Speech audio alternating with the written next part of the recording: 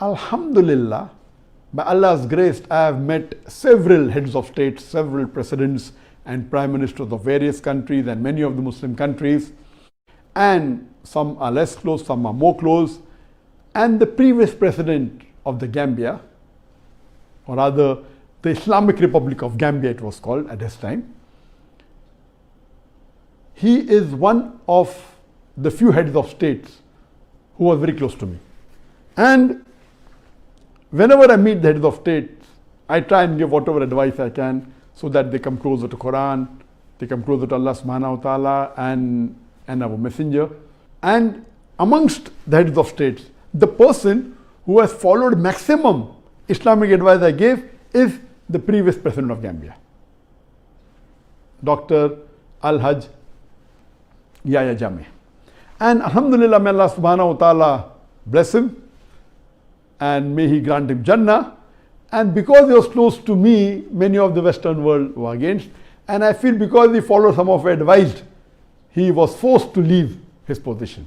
And you know that in the last election that took place in 2016 December, and 1 month later that, he was forced to leave his position. And you know how the politics work.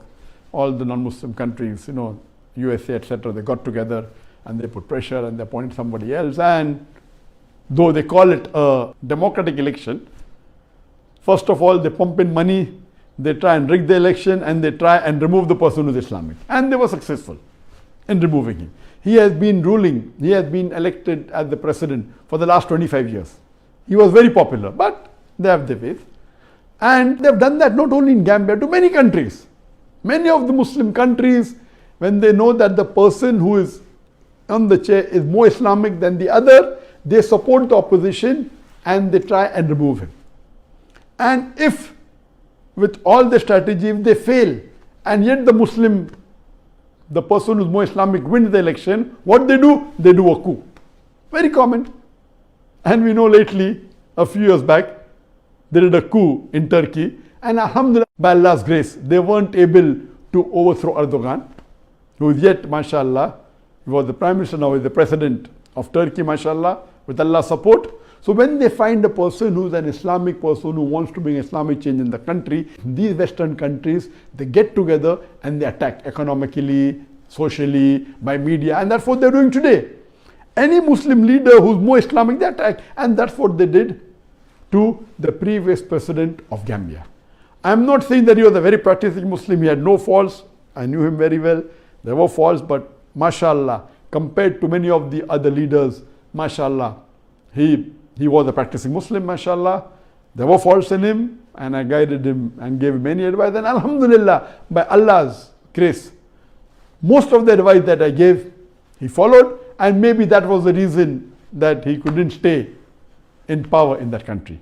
And we pray to Allah subhanahu wa ta'ala that these non-Muslim countries who gather together and they try and pressurize the Muslim countries who are weak, as I mentioned earlier in my previous session, all the Muslim countries should unite. How they have a UN or United Nations organization, we should have a United Muslim Organization, UNMO.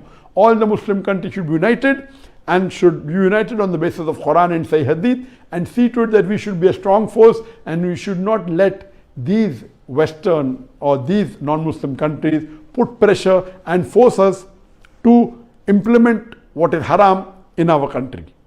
And there are many Muslims who willingly, just to stay in power, they agree with them, they do haram activities in the country, they are willing to sell their countries as long as they remain in power. So what these Western non-Muslim countries do, they select a Muslim who is secular, they select a Muslim who is not a practicing Muslim, and they support him so that the country can go far away from Islam. We pray to Allah subhanahu wa ta'ala that may He help our Muslim countries so that we can again be the torchbearers of the world.